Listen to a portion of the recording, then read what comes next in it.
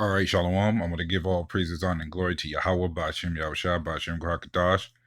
Double honors to apostles of GMS and sincere Shalom to the brothers out here pushing this truth and sincerity. And what I have here, it says, U.S. Marshals raid Amish over food. Small homesteads next. So, and he's going to go into it. I'm probably going to play at least maybe 2 to 3 minutes of the clip, if that, just to give you the full detail of what's happening. Because they already had this law in effect where if you're, I forgot the name of it, but if you're stocking over a certain amount of food, they can raid your house and take that food. Now, they're going to put this in full effect when they could just have control over everybody's food. That's why I said small homesteads next. Because it won't just be the farmers they hit, because they're already trying to have control of all of the farmers. They're going to try to have control over just the normal houses. Because that certain percentage of food that everybody can get is going to get smaller and smaller and smaller. So let's say you can have at the maximum, it may be like 100 or like 100 pieces of food in your house. Well, they might restrict it down to 75 to 50 to 25, just so they can keep full control over the house or over people in general, over the food. That's the big thing. You have control over the food, the money, the food and the money, really. You have control over the people. And that's how this is working in this society. Because this is all going to be geared to the MOTB, where they have control over every little thing you can do. And they're going to start it slow, because just like they did with this whole poking stick, when this virus kicked out, they're going to start putting limitations on things you could do. It's going to be much worse than that when the society is coming more and more closer to collapsing. So I'm going to play a little bit of this clip just to get to the point of it. And here you go. I do want you guys to stay paying attention. We're going through a transition. It could be very painful if you're not paying attention. And that's how it always is in history. Okay. And we don't know where this is going to go. We're all just like pawns on the board, and we're just waiting for them to make their moves, and then we adjust. That's how it always is. Armed feds pay visit to Amish farmer faces hundreds of thousands in fines. Amos Miller, an Amish farmer who runs a holistically managed small farm, bird in hand, Pennsylvania, grows and prepares food in tune with nature, the way he believes God intended. This seems like a sound idea to the approximately 4,000 customers purchases Miller's meat, eggs, dairy products from his private members-only food club. Now, he had to start a members-only food club because there's some kind of regulation over there that's stopping him from just having the general public come to his store, okay? So he's doing the workaround, just like everybody does. The federal government, however, appears to disagree, right? A federal judge recently ordered Miller to cease and desist all meat sales. Our Organic Wellness reported U.S. Marshals were deployed to search Miller's property. And then they inventoried his stock to assure that he doesn't sell or slaughter any more animals. So they charging farmers with $250K just for fines. Just because they're cropping, growing food. But because you don't do it by their rules, there's a problem.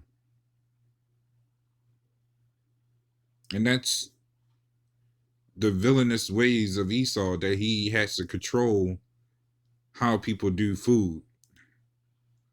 Because they're doing it, is even though these are some devils themselves, which I believe some of our people is among them as well.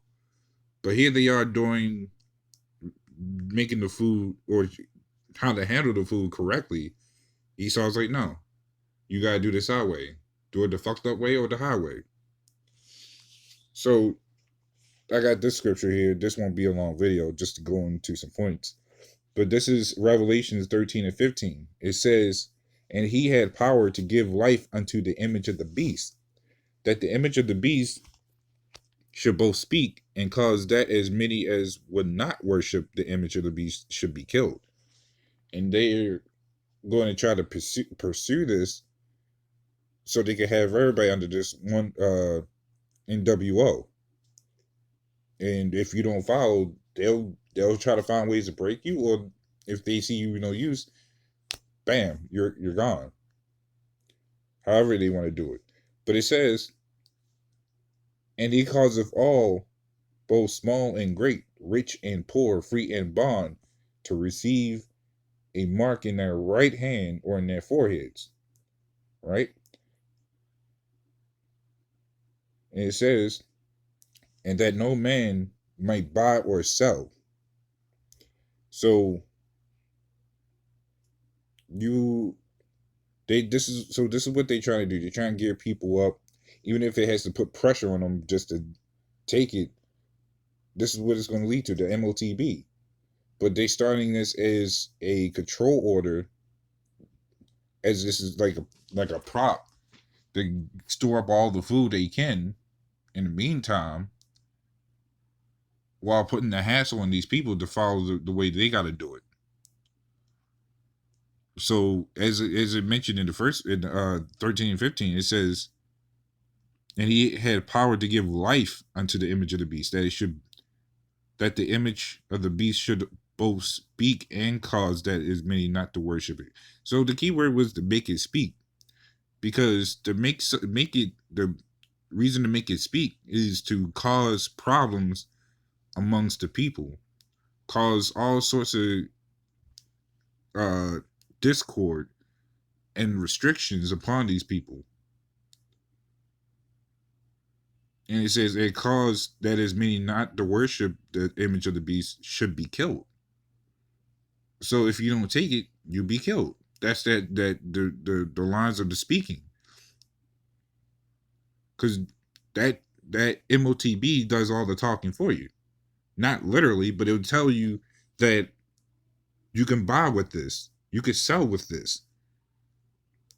You can get a passport with this. You can unlock your house with this. You can unlock your car with this. So no one else can take it. That is, as Psalms 55 or 21 goes into, those are the smooth words.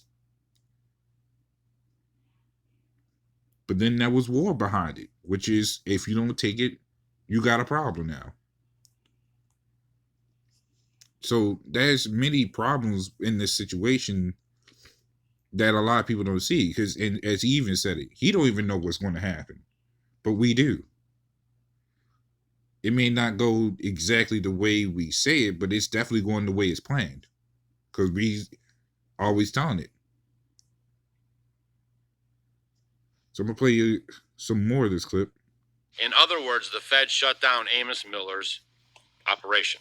Now, we had not such a hardcore thing happen a little while ago. It was probably 2 years or a little more, to our Amish meat processing guy. The USDA came in and they tried to basically force him to comply with rules that they know he can't comply with. Okay, so they're into this refrigeration. He has a system set up where they bring in the box cars, the 18-wheeler box cars with the big freezers on them, right? So they have those backed into the property during the harvesting of the deer, right? We have a big deer season around here. And then he puts all the meat inside of there, and then everyone comes and picks it up. And then that's how he was handling his meat as well for people that brought in cows and sheep and that wanted any kind of butchering done, right? Well, they came in and raised a big stink about that. He had to build this whole new facility, redo his whole little thing.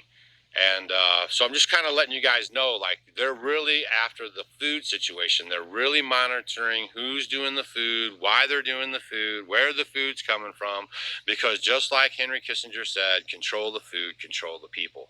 Miller claims he's being persecuted by the federal government for practicing his religious beliefs and religious freedoms to grow and prepare food according to his religious beliefs, right? Which all of us do. We actually plant because we know that the Father has given us all good things for our body, and the seed that he gives us is good for our body. Okay, and we also plant according to signs. We plant according to the moon. We plant according to scripture, right? We have sabbaticals, all this kind of stuff. Okay, and that's where I was getting in my last video. I was talking about how they're going to pin you down to make you conform to things you don't agree with because you're in the system, right? And there we go.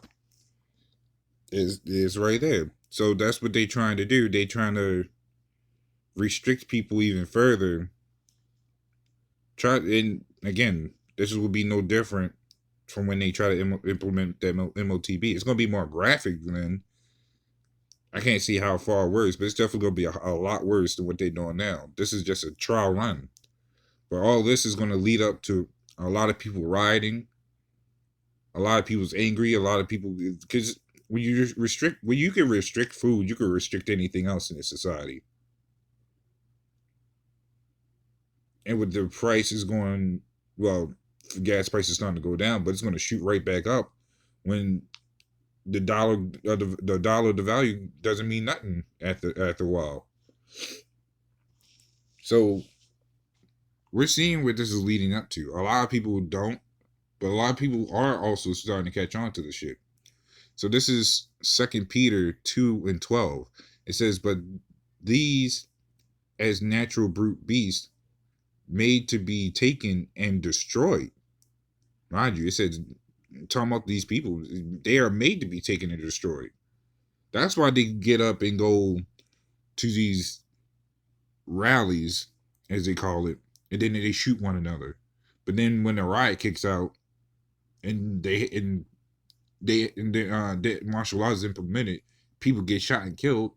Guess what? This is meant to happen. When this place shuts down, a lot of people is going to start trying to kill each other. It was made to be taken and destroyed. It says, "And speak evil of things that they understand not," which means when they come against us, they want to speak evil.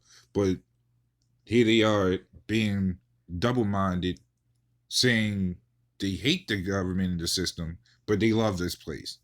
But guess who runs this place? The government entirely. These rats. So that's the double-mindedness of the society. They want this place to strive, but they don't understand that it has to fall. But they trying to make the people that's making this place quote unquote strive to fall. Sounds utterly backwards. It says, "And shall utterly perish in their own corruption." And it says, "And shall receive the reward of unrighteousness, as they count it pleasure to riot in the daytime." And that's what it's going to lead on to, is where they're going to riot. They're going to get all mad and upset every time when something goes wrong in this society. But when this place really shuts down, they're going to go bonkers. But let's go even a little bit before that. When they start restricting every little thing you do, when there's martial law everywhere, people are going to riot. They already been shown they're not afraid to riot. How if they can end up shooting each other and go to another riot, that goes to show you how stubborn these people really are. But we let them figure it out. We let them do what they got to do, because this is all part of prophecy. People don't want to hear it, but it's true. How many other things we said that was going to happen, y'all people didn't believe it, and come to find out it was true. People end up finding out the hard way, but that's fine, because when your food's restricted, your so-called freedom is more restricted, then you'll start seeing it. But that's all I had going to that. Little one, this is a little edifying with that. Shalom.